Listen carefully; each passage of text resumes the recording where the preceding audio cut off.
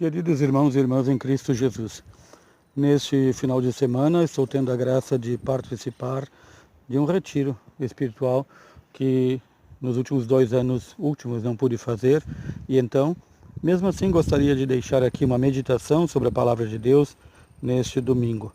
A Palavra de Deus neste domingo, do 19º domingo do tempo comum, nos recorda na primeira leitura desta peregrinação que o profeta Elias teve que fazer ao entrar no deserto, e durante a sua caminhada sentiu então o cansaço. Aqui ele recebe a ajuda de um anjo que lhe diz: descansa, alimenta-te, levanta-te e come. A palavra de Deus nos recorda deste alimento que o anjo apresenta, deste pão que apresenta o profeta Elias. Então este pão cozido sobre pedras quentes e uma bilha d'água é que vão dar força ao profeta para continuar a peregrinação que ele faz para libertar o povo de Israel do jugo do falso Deus. Esse falso Deus que era cultuado, Baal, levava o povo a fazer sacrifícios humanos, e o profeta Elias, em nome de Deus, mais adiante, destrói estes falsos ídolos, este falso Deus, e destrói os profetas de Baal. Esta força que o profeta Elias recebe após esse segundo chamado para que se levantasse e comesse, vem junto com esta força este recado do anjo: levanta-te, porque ainda tens um longo caminho a percorrer. O que é a nossa vida também, senão um longo caminho percorrendo em direção à vida eterna. E nós somos alimentados não pelo pão cozido sobre as brasas, nem com a bilha d'água, mas com o corpo e o sangue do Cordeiro, o pão da vida eterna e o cálice da salvação. Todos nós somos chamados e convidados para participar desta mesa. Quando nosso Senhor Jesus Cristo fala de seu corpo é verdadeira comida, seu sangue é verdadeira bebida, e que ninguém vai ao Pai senão através dele, e através de comer o seu corpo e beber o seu sangue, nós podemos ver, já temos visto nos últimos domingos, esta cena que o Senhor diz: não busquem o alimento que perece, mas busquem o verdadeiro alimento, o pão da vida. E ele se apresenta: eu sou o pão que desci do céu. Os judeus, seus compatriotas, não aceitam e acabam ou pensando que ele está louco, ou então o rechaçando como falso profeta. Aqui vem o recado que nos é dado pela segunda leitura. Na segunda leitura, quando o apóstolo Paulo escreve aos Efésios, ele diz: não contristeis o Espírito Santo de Deus, ou seja, não entristeçam o Espírito Santo. Aqui o apóstolo Paulo está falando deste momento, talvez mais triste, em que pode ocorrer na nossa vida, quando rejeitamos o Espírito Santo. É este o pecado que nosso Senhor Jesus Cristo diz, o único pecado que não há perdão, para o qual não há perdão: pecar contra o Espírito Santo. Ou seja, ver as maravilhas de Deus, reconhecer que são maravilhas de Deus, mas não atribuí-las a Deus. É o que acontece com nosso Senhor, que alimenta as multidões, cura os enfermos, liberta os possessos do demônio e diz: eu sou o próprio Filho de Deus, eu sou o pão descido do céu, vocês devem se alimentar da minha carne e do meu sangue. Então, São Paulo, fazendo eco a isso, diz: seja eliminado do meio de vós tudo que é azedume, irritação, cólera, insulto, maledicência e toda espécie de maldade. Sejam bondosos e compassivos uns com os outros. Perdoai-vos mutuamente, como Deus também vos perdoou em Cristo.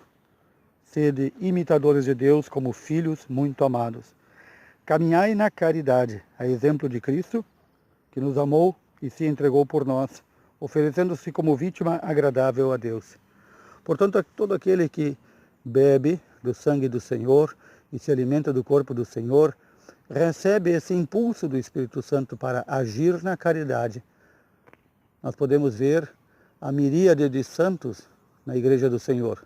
Todos eles se alimentaram do corpo e sangue do Senhor.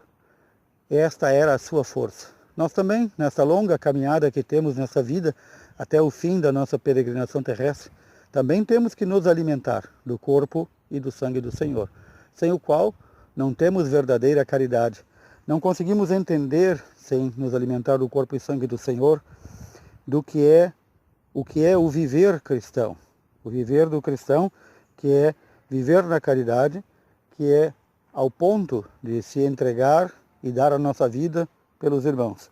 Mas ainda, aquele que não se alimenta do corpo e sangue do Senhor, aquele que não busca alimentar-se, certamente terá menos forças, porque já não terá o impulso do Espírito Santo, não terá o impulso e a força do Cristo, nem muito menos terá a graça do Pai necessária para ser compassivo, ser bondoso, ser humilde. Muitos pecadores, desde o início da igreja, e nós também, se alimentaram do corpo e sangue do Senhor.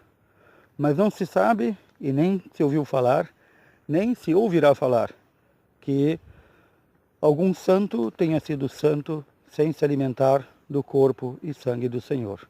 Portanto, a nossa peregrinação terrestre, que muitas vezes parece longa, mas é bem curta aos olhos de Deus, ela necessita deste alimento, sem o qual nós não temos forças para caminhar.